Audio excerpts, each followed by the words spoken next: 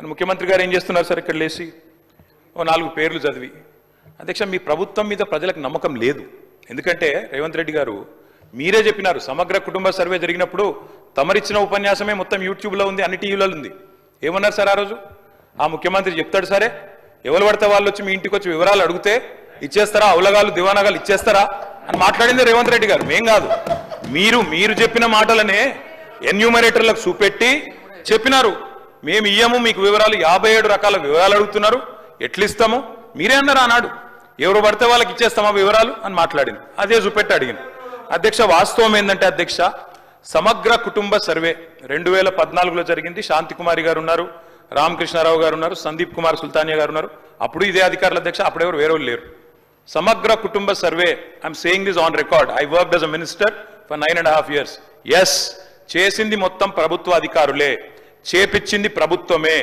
Yes it is an official document. అందులో ఖచ్చితంగా మేము ఓపెన్ గా వెబ్సైట్ లోనే పెట్టినాం, అసెంబ్లీలో కాదు, చాటుమాటుకు కాదు, పారదర్శకంగా వెబ్సైట్ పెట్టాం. ఆ వెబ్సైట్ లోంచే పాయల్ శంకర్ గారు తీసుకున్నారు. ఏముంది అధ్యక్ష సమగ్ర ఒక మాట మీ చేతిలో కూడా అదే ఉంది. ఏముంది అధ్యక్ష అందులో డేటా?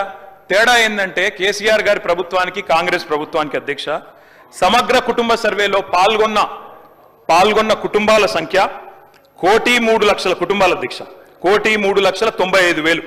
మొత్తం పాల్గొన్న ప్రజలు 3,68,00,000. 3,68,00,000 జరిగింది ఒక్క రోజులో 24 గంటల్లో రాష్ట్ర వ్యాప్తంగా ప్రతి ఇంటిని ఎన్యూమరేట్ చేసి అత్యద్భుతంగా చేసినాం. మేము చేసిన తర్వాత ముఖ్యమంత్రి గారు నిజంగా ఎంత మిస్లీడింగ్ గా మాట్లాడుతున్నారంటే అధ్యక్ష వారు అంటారు అధ్యక్ష ఇంతకు మించిన టాపిక్ లేదు అధ్యక్ష, వారు అడిగిన ప్రశ్నకు తప్పకుండా మా ప్రభుత్వం గతంలో చేసిన పని గురించి వారు అనుమానాలు తలెత్తే విధంగా ఏదైతే మాట్లాడినారో దాని గురించి చెప్పాలి అధ్యక్ష. వారు అంటారు అధ్యక్ష బీసీల సంఖ్య అందులో ఎంత అని. ఎస్ ఆనాడు బీసీల సంఖ్య సమగ్ర కుటుంబ సర్వే ప్రకారం 1,85,61,856, 51%. 51% బీసీలు ప్లస్ అది కాకుండా ముస్లిం సామాజిక వర్గంలో ఉండే బీసీలను కూడా కలుపుకుంటే 10%. మొత్తం ఆనాడు సమగ్ర కుటుంబ సర్వే ప్రకారం రాష్ట్రంలో బీసీల సంఖ్య 61%. ఈ రోజు రాష్ట్ర వ్యాప్తంగా మేము మాట్లాడడం కాదు అధ్యక్ష, ఇక్కడ మా శ్రీనివాస్ యాదవ్ గారు కరెక్ట్ గా చెప్పినారు.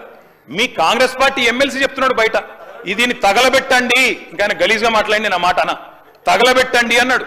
దీన్ని తగలబెట్టండి ఈ నివేదికను తప్పుల తడక అని కాంగ్రెస్ పార్టీ ఎమ్మెల్సీ చెప్తున్నాడు, మేం కాదు.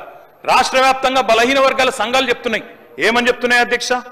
సమగ్ర కుటుంబ సర్వేలో 1,85,61,000 ఉన్న బీసీలు ఎట్లా 1,64,00,000 తగ్గినరు, 51% 46% ఎట్లయిందని అడుగుతున్నారు. శంకరన్న కూడా అదే అడిగింది కదా అధ్యక్ష, తప్పేం అడిగిండు? ఇక్కడ శంకరన్న ఒక్కడే అడుగుతున్నాడు అధ్యక్ష. బయట మీ కాంగ్రెస్ పార్టీ ఎమ్మెల్సీ మాట్లాడుతున్నాడు, మీరిచ్చిన స్టేట్మెంట్ను మీరిచ్చిన నివేదికను తగలబెట్టమని చెప్పిండు అధ్యక్ష, మామూలు కాదు. ఇంకొక మాట అధ్యక్ష, మేము అనుకున్నాం అధ్యక్ష శాసనసభ సమావేశం ప్రత్యేకంగా పెడితే ఇవాళ ఏం చెప్పినారు మీరు కొత్తగా? మీరు చెప్పింది ఈరోజు చెప్పింది మొన్న ఉత్తమ్ కుమార్ రెడ్డి బయట ప్రెస్లే చెప్పిండు. ఆయన ఉత్తమ్ కుమార్ రెడ్డి గారు సబ్ కమిటీ చైర్మన్ గా ప్రెస్ మీట్ లో ఇవాళ మీరు చెప్పిన లెక్కలని మొన్ననే చెప్పిండ్రు. ఎందుకు పెట్టిండ్రు మీరు ఇవాళ? మేమేమనుకున్నాం 42% రిజర్వేషన్ ఇవ్వడానికి చట్టబద్ధత కల్పిస్తూ బిల్లు తెస్తారనుకున్నాం. లేదా మీరు చెప్పినట్టు 56% బీసీలుంటే ఆ 56% బీసీలకు బీసీ సప్లాన్ చేస్తారేమో అనుకున్నాం. ఏమీ లేకుండా ఇలా వచ్చి ఒక స్టేట్మెంట్ ఇక్కడ పెట్టి ఏదో సాధించిన చరిత్ర అంటే అధ్యక్ష 5% బీసీ జనాభా